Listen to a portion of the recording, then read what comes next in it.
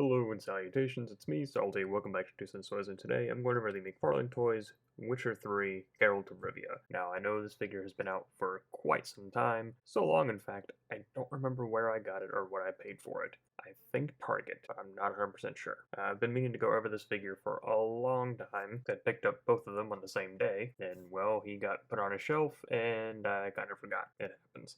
But I really enjoyed the Netflix series. I know, I'm a normie, whatever. Tried to read the books, and I couldn't get into them. I tried to play Witcher 3 twice, and I was kind of lost on what was going on, because I know that there's Witcher 1 and 2, and it's all kind of a muddled mess for me on on how the story takes place. It's something like the books end with Witcher 2 and Witcher 3 takes place after the books, or I don't know. It's all very confusing to me. I'm sure someone who knows more about it can clarify all that in the comments for myself and anyone else who may be watching. Anyway, I'm a big fan of the show, and I wanted the figure, which I know it's from the video game. Anyway, looking at it, you see we get Geralt of Rivia, the two swords, what I believe to be a werewolf head that hangs on his little hook there for bounties and all that. I forget which one is supposed to be the silver sword, but one of them's like silver, the other one's iron or something.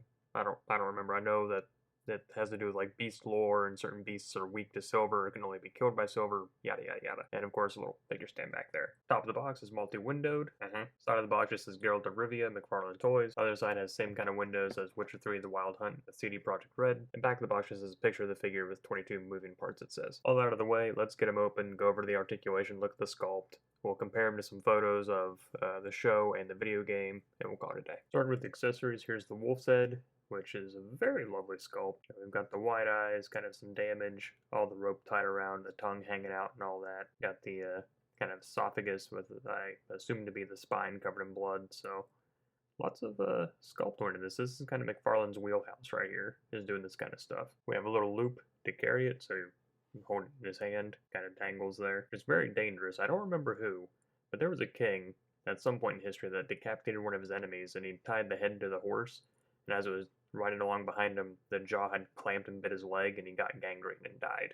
I don't remember who that was, but I remember reading about it. Just food for thought. Maybe use the rope to keep the jaw shut, my opinion. We got this sword, which I think is the silver sword. I could be wrong, but I think this is the silver sword. Came out pretty straight, all things considered, which is weird. Usually I have a bend in my weapons when I get them. And there's the pommel. This is the steel sword or iron sword. I don't remember which is which, or what it's supposed to be. Again, pretty straight, which is nice. Nice little twisted crossguard there. Nice pommel. This sword requires a little finesse to get into the hand, and you can get both hands on the weapons, but the fingers are very tight, and for some reason he has almost trigger fingers on each hand. But there are kind of butterfly joints, or the McFarlane version of butterfly joints. You can get both hands on the weapons, it's kind of difficult. Same thing with the silver sword. Again, very difficult to get in both hands, but it is possible. And both swords have a home in the sheaths on the back. That's nice. They're covered up from this angle. But if you flip the figure around, or better yet, just pull the sheaths off, you'll see that there's no inside. But they stay put, which is nice. There's a big flesh-colored peg hole in the back for the sheaths if you'd like to, but they're removable, and you can move them. That's nice, which I'll do for this review. That leaves us with Geralt, and they did a great job with the kind of battle damage and painting the eyes the way they're supposed to be. Face is a little wonky though. Compared to the video game Geralt, it's not that far off. He looks fatter in figure form, I guess, for the lack of a better word. He's not as wrinkled and battle worn in the face. And then compared to Henry Cavill's Witcher, it's a night. That's not Henry Cavill. That's my friend Chris Meanwhile from Chasing 80s Toys.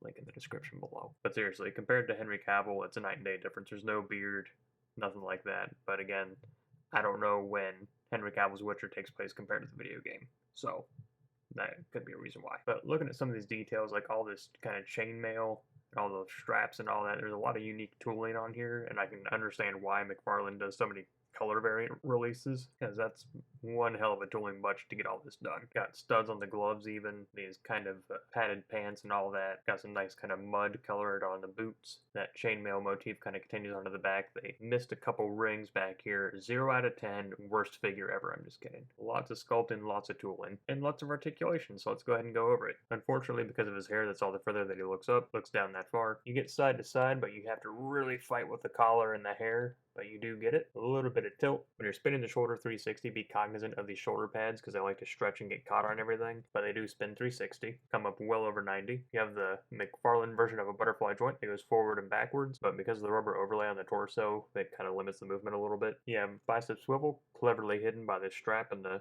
kind of bicep armor. Double jointed elbows come up that far. We have that peg ball peg construction in the wrist, which I hate so much. So it swivels here at the back of the wrist, and then pivots whichever way that split is, and then swivels at the top of the wrist. So kind of just bend it, twist it, then bring it back, and now you have an inside cut versus an up and down. So it's hard for me to tell what's going on inside of here, but as you can see, it's all hollow and squishy. So I'm assuming it's the same kind of like double dumbbell or big dumbbell that we usually get. Leans forward that far, but you can see what happens to the armor when he does. Leans back that far, but the same thing happens. Kind of makes him fat in the front, almost wearing a corset from the side, and then kind of squishes everything in the back. Ratchets going side to side, swivel in the waist. He kicks forward that far. His buttocks comes out from behind his other buttocks, so when you go to push it back, sometimes it gets stuck. I like to kind of pull it out a little bit and push it back in. Kicks back that far. Again, kind of comes out from his rubber diaper a little bit. Kicks out to a clean 90. You get that McFarlane thigh swivel. It's more like a pivot back and forth. Double joint in the knees comes up that far. Then you have that peg ball peg down in the ankle. So you have a swivel up at the top, and then that split. Ankle can go back that far and forward that far. You have an ankle rocker and a toe pivot up that far. Before I forget, you can put the rope over his hand to carry the werewolf head, and you do have a hook here for it, and it'll hang on there, but it's very kind of rubbery, loosey, which I'm assuming is done to prevent it from snapping.